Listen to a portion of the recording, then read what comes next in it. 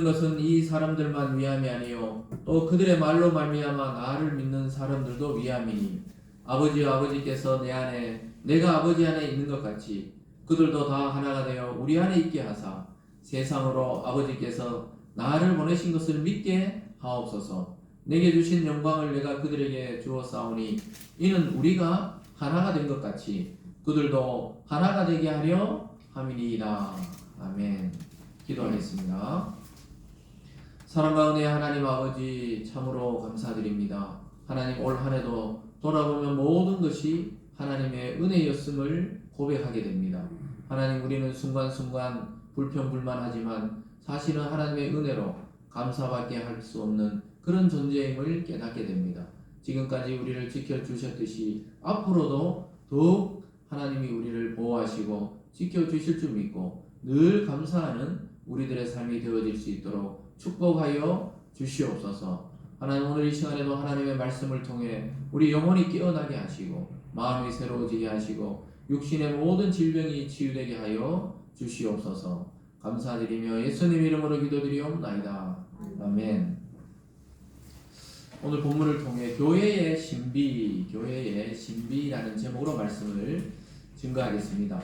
예수님께서 이제 돌아가시기 전에 제자들과 또 온 인류와 무엇보다 오늘날 우리에게까지 예수 믿는 자들을 위해서 예수님이 기도해 주시는 오늘 장면 중에 마지막 장면을 오늘 살펴볼 텐데요. 마침 이 교회의 신비에 대해서 오늘 말씀하고 있습니다. 오늘이 추수감사주일인데요. 우리가 추수감사주일이 되면 항상 함께 성찬을 나누게 되죠. 이 성찬이라는 것이 무엇이냐? 그리스도의 피와 그리스도의 살을 먹는다는 그런 의미가 들어 있습니다. 그리고 실제 그걸 믿음으로 받을 때 영적으로 성령이 강하게 역사해가지고 주님과 우리가 하나라는 사실을 깨닫게 되는 일들이 굉장히 많이 있습니다. 그래서 그리스도는 머리요, 우리는 몸이다. 그래서 몸이 그리스도에게 붙어 있어야 머리와 하나가 되어야 이 수수작용이 되면서 온 몸이 원활하게 돌아가듯이 특별히 오늘 성찬을 통해 또 추수감사주의를 통해 하나님과 우리가 또 우리와 우리가 또 그리스도 안에 한 몸임을 깊이 깨닫는 은혜가 있기를 주님의 이름으로 축복합니다. 그래서 한 해를 돌아보면 감사할 것밖에 없어요. 우리가 미래를 보면 어떻게 살지 하지만 사실 돌아보면 하나님이 여기까지 도우셨듯이 앞으로 미래도 너무 염려할 필요가 없는 게 하나님이 지금까지 지켜주셔놓고는 내일부터 안 지켜주신다. 이런 일은 없죠. 그래서 오늘까지 지켜주신 하나님이 여러분을 영원토록 지켜주실 줄 믿습니다. 아멘. 그래서 우리가 너무 염려하잖아요. 오늘 찬송가에도 방금 불렀는데 너희 먹을 것은 무엇인가 염려하지 말라잖아요. 염려하지 말라는데 염려를 막 붙잡아서 또 하죠. 그래서 이 감사주일은 염려하는 날이 아니에요. 모든 것에 대해서 내 삶과 내 신앙과 내 환경에 대해서 감사하는 날입니다. 그래서 지난주에 제가 강구할 때 한 주 동안 감사의 제목을 생각해 보시고 감사를 한번 해보세요. 그러면 사탄은 어떻게 합니까? 감사를 못할 일을 계속 일주일 동안 감사 못할 일을 일으켜요. 원수들이 막 대적하게 되고 싸우게 되고 이런 일들이 일어나요. 저도 경험했고 여러분도 아마 경험했을 겁니다. 그래서 하나님께 감사하자 이러면 사탄은 감사한다고 불평할 일을 막 일으킨단 말입니다. 그러나 성경을 보면 그래도 우리는 감사할 수 있는 그런 믿음이 있어야 할 것입니다. 그래서 오늘은 또 이번 한 주도 다시 한 번 더 감사하는 한 주가 되시길 주님의 이름으로 축복합니다. 인체의 신비다 이런 다큐멘터리 같은 거 보면 참 인간의 몸이 얼마나 신비한지 모르겠어요. 신기한 것 중에서 진짜 어쩌면 제일 신기한 게 이 우주도 신기하고 만물도 신기하지만 인간의 이 몸은 정말 신비하고 또 신기하고 근데 그것을 연구하는 사람들을 통해서 보면 더 신기하다는 거예요. 그래서 사람의 몸이 얼마나 신기한지 해부학을 전공하시는 그런 선생님들, 그런 의사 선생님들이나 그런 학자들을 통해서 이야기를 들어보면 너무너무 신비하대요. 누가 이렇게 정교하게 만들지 않았으면 이렇게 돌아갈 수가 없다는 것이죠. 그래서 사람은 정말 아주 민감한 또 그리고 정교한 시스템이다. 만약에 기계로 치자면 너무너무 예민하고 정교한 시스템으로 구성되어 있다. 이렇게 말합니다. 여러분 하나하나가 얼마나 신비합니까? 여러분들이 저를 지금 보잖아요. 네? 눈을 들어 저를 한번 보세요. 저도 여러분들을 보잖아요. 신기한 거예요 이게. 왜냐하면 어떻게 이 눈을 분석해보면 뭐 별거 없잖아요. 눈에 뭐 이게 물기가 있고 뭐 안구가 있고 또 여기 무슨 흰자가 있고 우리는 잘 모르겠지만 과학적으로 만약에 눈을 빼서 본다면은 이건 뭐 특별한 게 아니거든요. 근데 아주 놀랍게도 사물을 분별하고 얼굴을 분별하고 또 하늘을 보면 또 해와 달과 별을 보고 이렇게 본다는 게 신비하지 않으세요? 너무너무 신기한 거예요. 그래서 제가 지금까지 늘 궁금한 게 사람이 어떻게 두 발로 이렇게 서서 걸어갈 수 있을까? 저는 그게 너무 신기해요. 아직도 이 말씀을 준비하면서도 아니, 신체에 여러 가지 신비가 있지만 이 두 발로 걸어서 걷는다는 게 너무 신비한 거예요. 왜냐 이 작은 발로 이 몸무게가 저 같은 뭐 60kg 넘는 이 몸을 지탱하면서 어떻게 이렇게 넘어지지 않고 걸어갈 수 있을까? 왜냐 짐승들은 안전돼 보이잖아요. 딱 숙여서 네 발로 걸어가니까. 근데 우리가 보면은 두 발로 걸어가는 게 엄청 이렇게 불안해 보이는 거거든요, 사실은. 근데 이 균형이 딱 맞아가지고 신기하지 않으세요? 저는 다른 것 중에서 제일 신기한 것 중에 하나가 걷는 거예요. 야, 어떻게 내가 걸어가면서도 생각해요, 제가. 어떨 때는. 이 산책을 하면서 걸어가면서도 왼발, 오른발. 이 어떻게 넘어지지 않고 이렇게 걸어갈 수가 있을까? 너무 신기한 거예요. 그래서 손이 이렇게 우리가 웅크렸다가 폈다가, 웅크렸다가 폈다가. 너무 신기하지 않으세요, 이게? 여러분, 인공 로봇으로 이 손을 만드는데 얼마나 오랜 시간이 걸리는지 아세요? 이거 만들어내려고 그러면 이걸 못 만들어요, 이렇게. 이게 정교하게 못 만든단 말이에요. 이 컵을 잡는 로봇을 만드는데 얼마나 오랜 시간이 걸렸는지 아세요? 사람은 너무너무 신기한 존재라는 겁니다.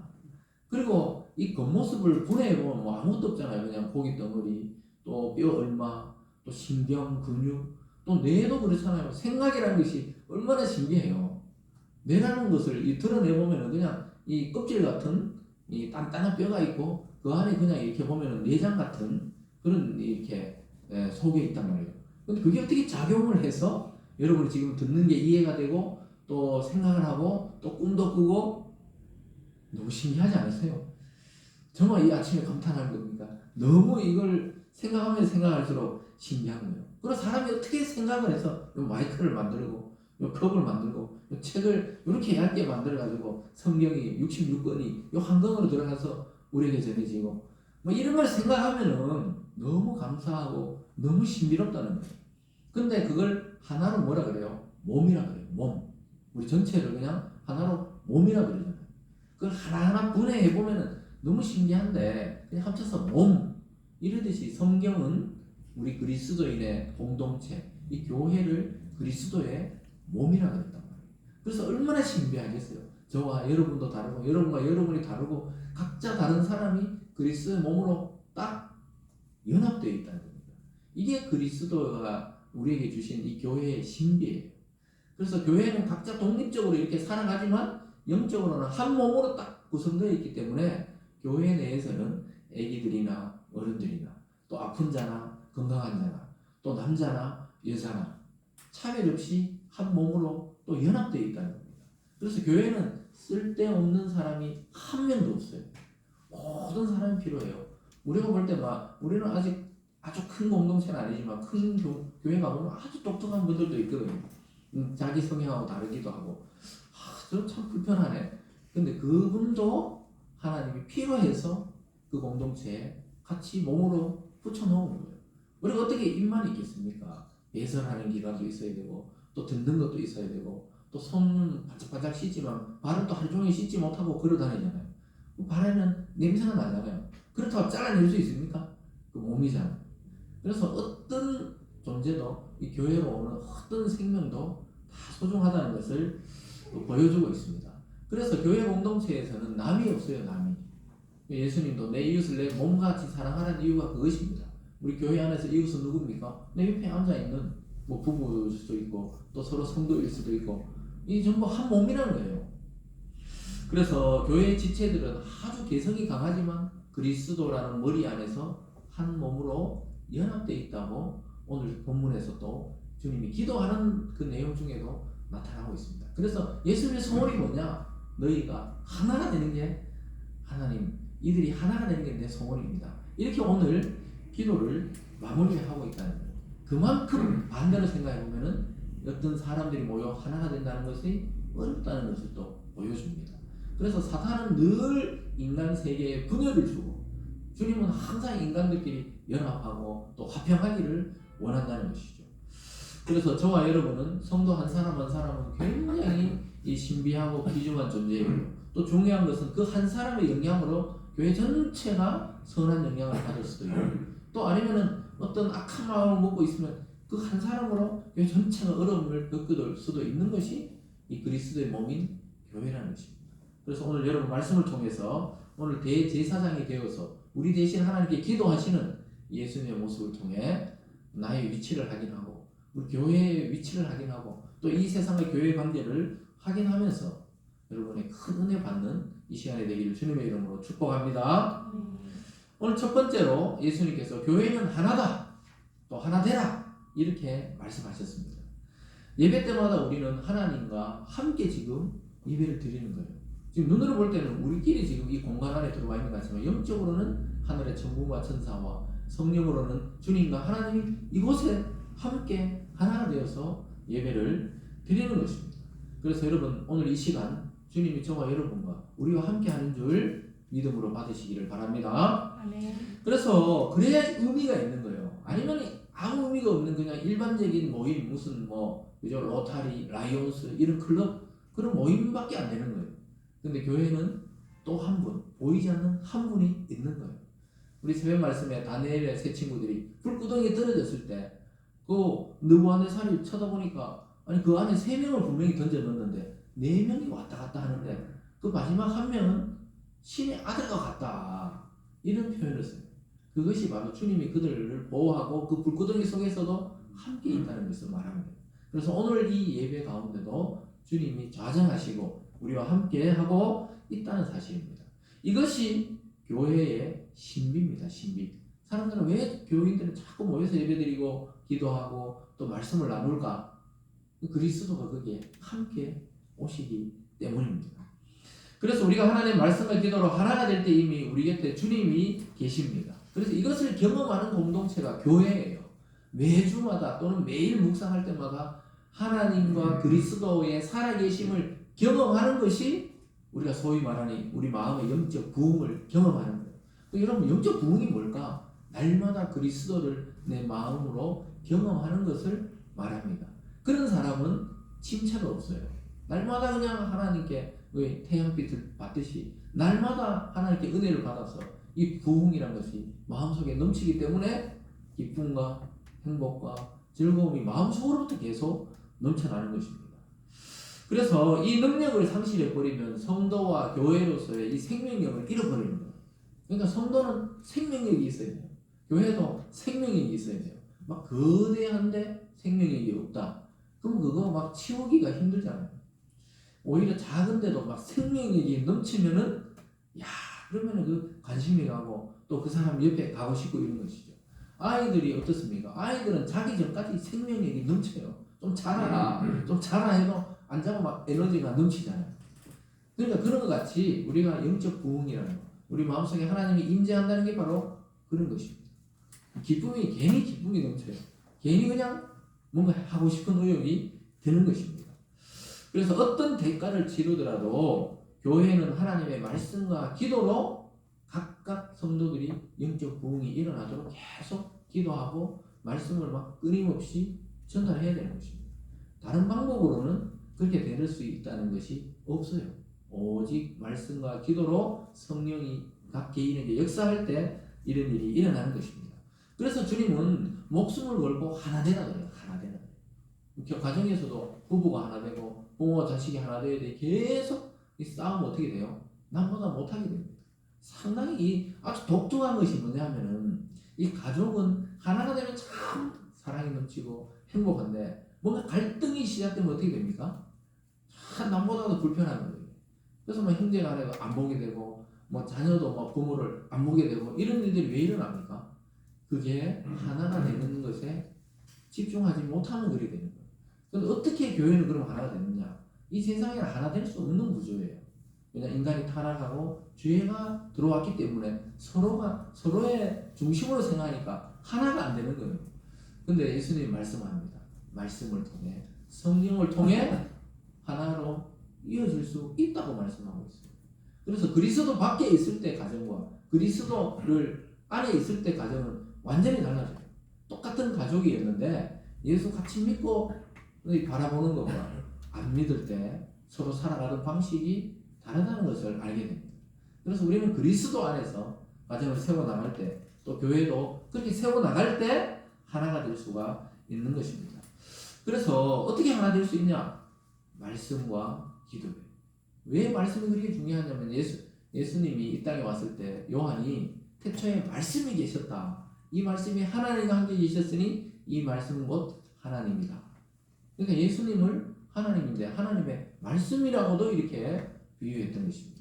그리고 하나님도 태초에 이 천지를 창조할 때 빛이 있으라 말씀으로 이걸 창조했어요.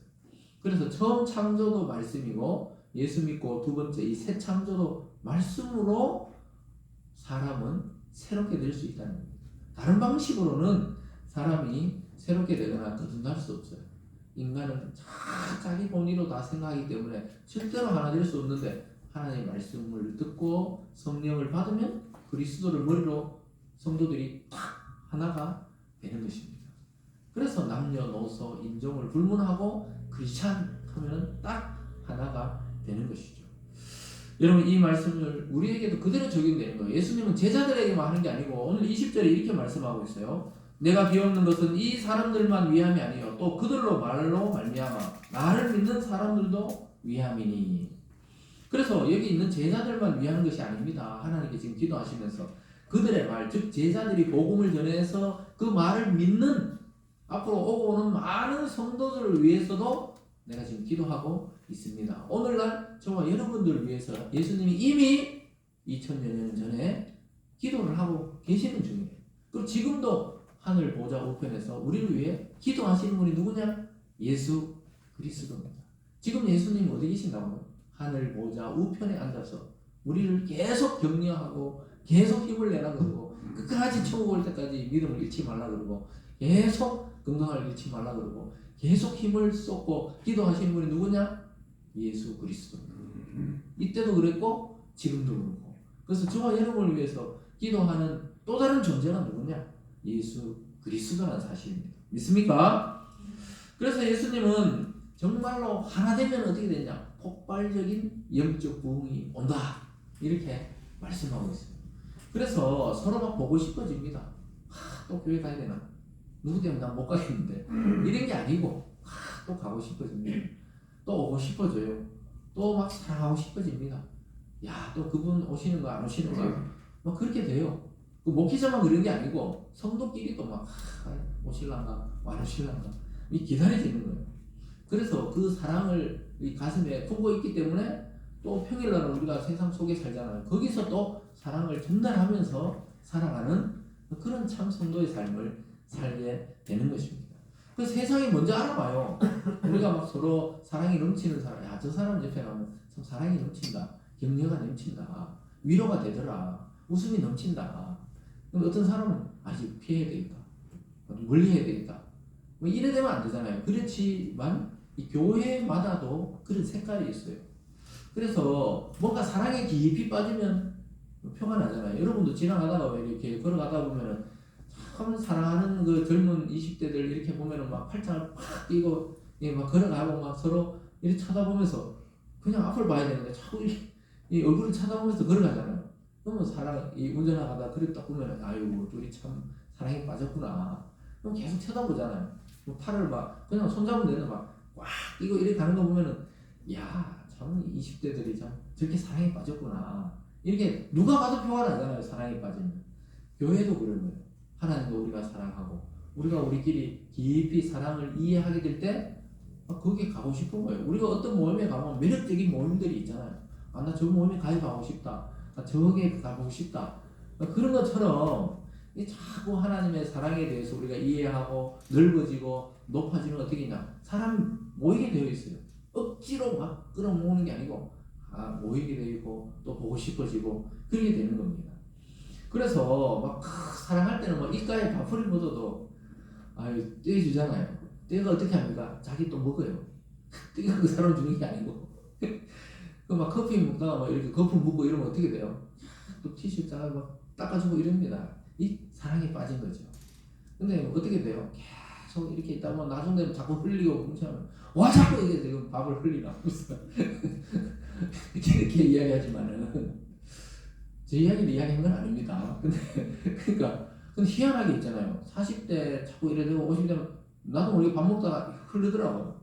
그래서 제가 보니까 왜 그런가 했더니 저만 그런 게 아니고 그때 뉴스인가 어디서 봤는데 그 생각을 하면서 자꾸 먹다가 보면 이게 흘린대요. 그러니까 40대 되면 막 복잡하다는 거예요. 이 생각이 복잡하고 이러면 막 밥 먹다가도 막 이야기도 해서 이러다 보면 자꾸 흘린다고 그러더라고요. 애들처럼 자꾸 흘린단 말이에요. 앞치마를 꼭 해야 돼요. 그래서 그런데 연애할 때 보면 어떻습니까? 이렇게 밥 묻어 있어도 떼주고 닦아주고 막 물티슈를 막 갖다가 이래 해주고 전부 다 식당 같은 데 가서 여러분 그런 걸 보면 어떻게 돼요? 저 두 남녀가 저게 사랑에 빠져 있구나 이렇듯이 우리가 하나님과 그리스도 깊이 사랑에 빠져 있으면 사람들이 뭐 즐거운 일 있어요. 뭐 요즘 뭔가 요즘 얼굴이 밝아졌는데 이게 정상이다 이 말이에요. 22절 23절에 주님이 이렇게 말씀합니다. 내게 주신 영광을 내가 그들에게 주었사오니 이는 우리가 하나 된 것 같이 그들도 하나가 되게 하려 함이니이다. 그러니까 하나님과 예수님이 하나이듯이 그들도 하나가 되게 합니다. 그러면서 계속해서 이렇게 말씀해요. 내가 그들 안에 있고 아버지께서 내 안에 계시오. 그들로 온전함을 이루어 하나가 되게 하려 함은 아버지께서 나를 보내신 것과 또 나를 사랑하신 같이 그들도 사랑하신 것을 세상으로 알게 하려 함이로소이다. 이 하나님의 사랑을 받은 사람인 것을 세상도 알아볼 수 있도록 그렇게 하려고 그럽니다. 하나님. 그러면서 예수님이 기도하고 있어요. 저들이 서로 하나 되고 또 하나님과 하나 되고 서로 사랑하면서 세상에서 저게 무슨 집단이길래 참 자기들끼리 웃고 재미있고 뭔가 있잖아요. 뭐가 있는 것 같다. 근데 와보면 아무것도 없거든. 눈으로 보이는 거는. 그 뭐가 있느냐? 성령과 그리스도께서 우리에게 임재해서 계속 마음을 새롭게 하고 사랑을 깨닫게 하는 거예요. 그래서 여러분 예수님 믿고 제일 좋은 게 뭡니까? 제일 좋았던 게 뭐예요 여러분?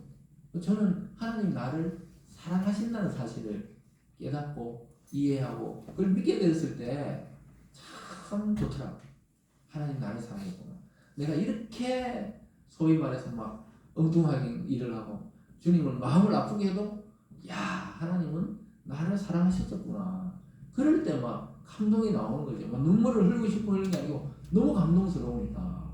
저는 뭐 오늘 성찬을 하시지만 성찬 받다가 많이 눈물을 흘렸어요. 제가 20대 초반에 엄청나게 방황하다가 교회 안 오고 이러다가 다시 신앙으로 돌아와서 성찬을 받을 때마다 그렇게 가슴이 감동이 되고 참 그리스도가 날 위해 죽고 또 피 흘리셨구나. 내 이 죄인을 위해서 이렇게 깨달았을 때 참 이 성찬을 받을 자격도 없구나 이러면서도 또 믿음으로 받잖아요. 받으면은 그렇게 참 감동스럽고 이 사랑을 받으면은 그 잊지를 못하거든요. 이 감동을 받으면 잊지를 못해요. 여러분 뭐 부모의 사랑을 어떻게 잊겠어요? 뭐 갚지를 못하지 결국은 자녀를 낳아가 또 자녀들에게 우리가 사랑하면서 부모의 사랑을 갚지만은 부모에게 직접적으로는 못 갚아요. 어떻게 다 갚겠어요? 그런데 하나님의 사랑을 하물며 어떻게 인간이 그것을 다 갚을 수가 있겠습니까? 그래서 이걸 참 깨닫고 나면 그래서 눈물을 흘리는 거예요. 왜 부모가 돌아가시고 나중에 자녀들이 어떤 걸 음식을 먹다가 아니면 어떤 그 곳에 갔을 때 딱 부모님과 인연이 그때 생각나면 왜 웁니까? 제가 라디오 운전하면서 잘 듣는다 그러잖아요. 여성시대 보면 대부분 부모님에 대한 그 추억을 이야기하면 그렇게 눈물을 흘려요. 그 진행하시던 서경석 아저씨도 막 남자가 눈물이 많더라고요. 그분도 남성 갱년기인가 50대 초반인데 막 있잖아 사연을 읽다가 못 읽어가 결국 옆에 양희은 진행자가 막 읽어주고 이러더라고요. 대부분이 어떨 때는 눈물이 거의 부모에 대한 사연을 할 때 거의 울어요. 그와 같이 우리가 하나님과 멀어지고 하나님을 떠나 있다가 하나님께 다시 돌아올 때 그 하나님의 사랑을 깨달을 때 일부러 우는 게 아니라 그냥 너무 감격스러워서 기쁨에 또 그리고 감사의 눈물이 나온다는 것이죠. 이게 교회의 신비입니다. 그럴 때 사람들은 저 사람이 예전에 안 그랬는데 참 많이 변했다. 왜 그렇게 되는지, 너 무슨 일 있냐 물어보면 뭐 특별한 일은 아닌데 나 교회 가게 되고 예수를 만나서 내 인생의 방황을 끝내고 중심을 잡고 내 소망이 생기니까 이렇게 기쁘다. 그럼 자기도 한번 가보고 싶다. 그런다는 거예요. 제가 서울에 있을 때도 그 청년 중에 한 명이 누구를 따라왔어요. 그래서 새가족 이제 교육시킬 때 어떻게 그걸 따라왔습니까? 그러니까 자기는 누구 언니가 절에 다녔으면 자기는 절에 따라갔을 것이고 교회에 있으면 교회를 따라오고 싶겠다. 그렇게 믿음이 갔다는 거예요. 그래서 오게 됐습니다. 그래서 성경 공부를 하고 새가족 수를 하고 그랬던 자매가 있었어요. 그래서 자기를 전도한 그 청년을 보고 자기는 그러면 교회 갈 만하구나 이렇게 왔다는 거예요. 참 신기하죠. 그래서 교회의 가장 큰 신비가 뭡니까? 서로 일체가 되는 거, 하나 되는 것입니다. 두 번째는 뭐냐면 교회의 신비는 천국을 경험하고 천국을 소망하는 것이다. 이렇게 말씀드릴 수 있겠습니다. 우리는 자꾸 예전의 신앙은 죽어서 천국 가는 거였거든요. 제가 어릴 때만 해도 부흥사들이 오시거나 또 목사님들 설교가 전부 이 땅에 소망이 없습니다. 천국을 소망합시다. 그래서 죽어서 천국 가는 것만 생각했는데 성경을 자세히 우리가 해석하고 들여다보니까 이미 이 땅에서부터 천국을 경험하는 것이 바로 교회라는 거예요. 그래서 죽어 천국만이 아니고 살아서 이미 천국을 경험한다는 것입니다. 그래서 천국을 소망하는 뿐만 아니라 여러분 교회의 영적 부흥이 자기 개인의 마음속에 일어나기 시작하면 이 땅에서도 개개인이 천국을 경험하고 살아간다는 거예요. 그래서 예수님이 하나님 아버지께 요청하는 게 뭡니까? 예수 믿는 자를 전부 천국으로 앞으로 하나님의 나라로 데려가기를 원합니다. 이렇게 지금 당부하는 기도를 하면서 이 땅에서도 그 천국을 누릴 수 있는 방법을 말씀하고 있어요. 그것은 무엇입니까? 오늘처럼 예배 가운데 또는 혼자 묵상하면서 그래서 말씀을 묵상하면서 다시 내 마음에 기쁨이 넘치면 정말 천국 같을 때가 있어요. 내 몸이 아픈 데가 한 군데도 없고 마음이 전혀 요동치 않고 아주 찬찬하고 이 평안할 때가 있거든요. 그런 걸 경험해 보셨죠? 말씀을 듣다가 아니면 찬양을 하다가 아침에 혼자 기도하다가 지금 죽어도 정말 좋겠다 이런 감정을 느낄 때가 있단 말이에요. 이 천국 같은 기분. 그래서 지금 죽으면 안 됩니다. 개척교회는 함부로 죽어도 안 돼요. 네. 왜냐하면은 그러니까 그런 기분이 들 때가 있다 이 말이에요. 진짜 이 상태요, 이 기분, 이 감동이라면 천국 가고 싶다. 그럴 때가 있거든요. 아마 성도님들 조금 신앙을 해보신 분들은 무슨 말인지 이해를 할 거예요. 충만한 상태 이거구나. 왜냐면 몸에 아픈 부분도 하나도 없어요. 통증도 하나도 없고 마음에도 완전히 평화가 임하고 그리고 주변에도 모든 것도 정돈이 딱 되어 있고 그럴 때가 있죠. 무질서한 게 아니고 머리 색에 생각도 질서가 딱 잡혀있고 몸도 아프고 모든 것에 아무 그게 없을 때 이런 세계가 계속되는 것이 천국이 아닐까 이런 감동을 느낄 때가 있죠. 교회 다니면 여러 번 그런 경험을 하는데요. 그래서 여러분 나중에 예수님을 어떻게 본다고요? 얼굴과 얼굴을 마주대고 볼 것입니다. 내가 거울을 보면 아침에 내 얼굴이 그 거울 속에 있듯이 우리가 거울을 보듯이 주님을 보게 된다고 말씀하고 있어요. 그래서 사도 바울은 고린도후서 3장 18절에서 이런 말씀을 했어요.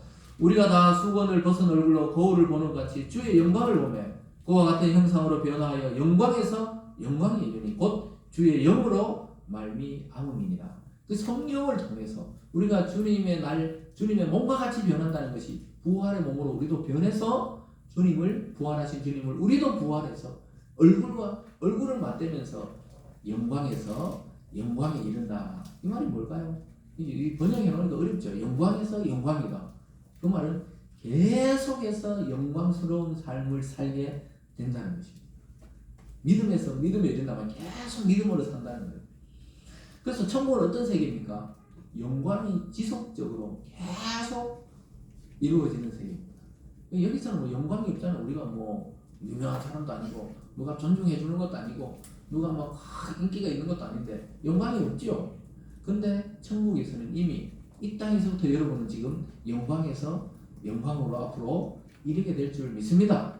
그래서 아주 존귀하다는 사실이에요. 여러분 몸을 여러분 마음대로 하면 안 돼요.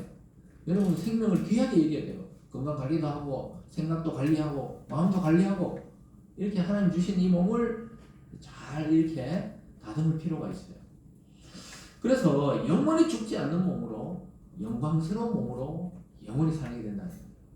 참 설렙니다. 이런 이야기 들을 때만 가슴이 막 설레야 돼요, 여러분. 말씀 들을 때만 천국 하면 막 가슴이 설레야 돼요. 천국 하면 아직 아파트 산지 얼마 안 됐는데 좀 더 있으면 안 돼요. 이렇게 하면 안 되고 천국 가면 막 소망이 넘치고